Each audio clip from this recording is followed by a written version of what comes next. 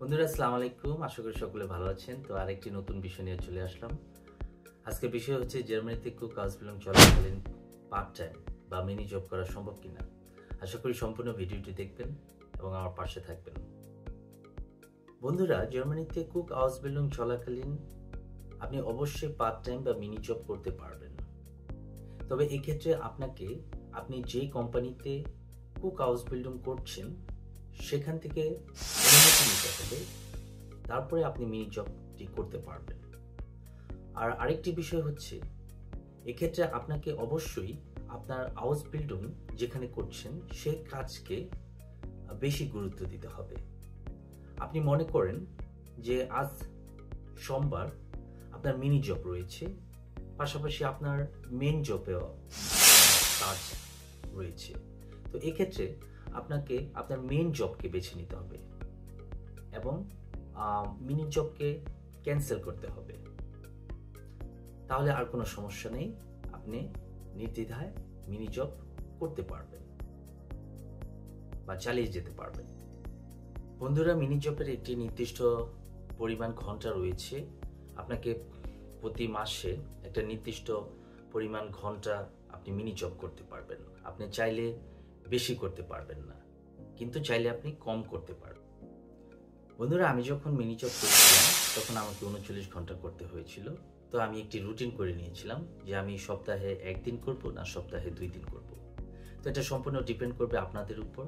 আপনারা ওরকমভাবে রুটিন করে নেবেন যাতে করে আপনাদের মিনি জব করতে কোনো প্রবলেম না হয়।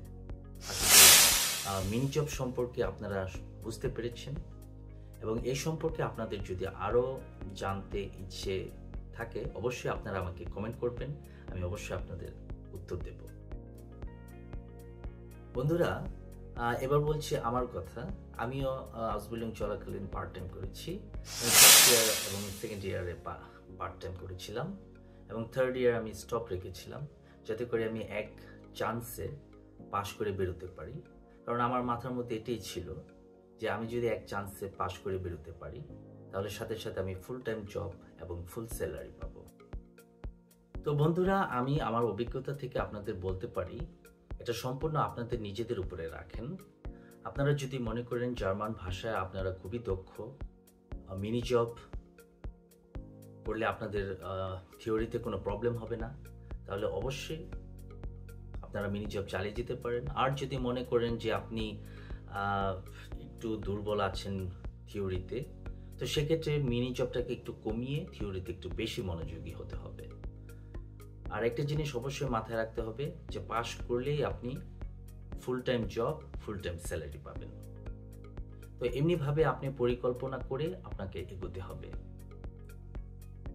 এক্ষেত্রে আমি আপনাদেরকে পরামর্শ করব, যেহেতু আপনারা কুক হাউস বিল্ডিং করতে যাচ্ছেন, তো আপনারা যদি মিনি জবটা করেন আপনাদের অবশ্যই উচিত হবে কুক রিলেটেড কোনো মিনি জব খুঁজে বের করা। তাহলে সেখান থেকেও আপনারা শিখতে পারবেন, অভিজ্ঞতা অর্জন করতে পারবেন।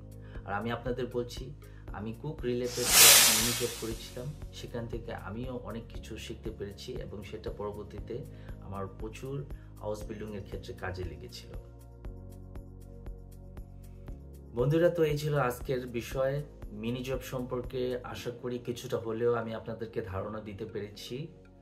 বন্ধুরা, আপনারা আমার চ্যানেলটিকে সাবস্ক্রাইব করবেন, লাইক করবেন, শেয়ার করবেন এবং দেখা হবে পরবর্তীতে আরেকটি নতুন ভিডিওতে। আশা করি ততক্ষণ পর্যন্ত আমার পাশে থাকবেন।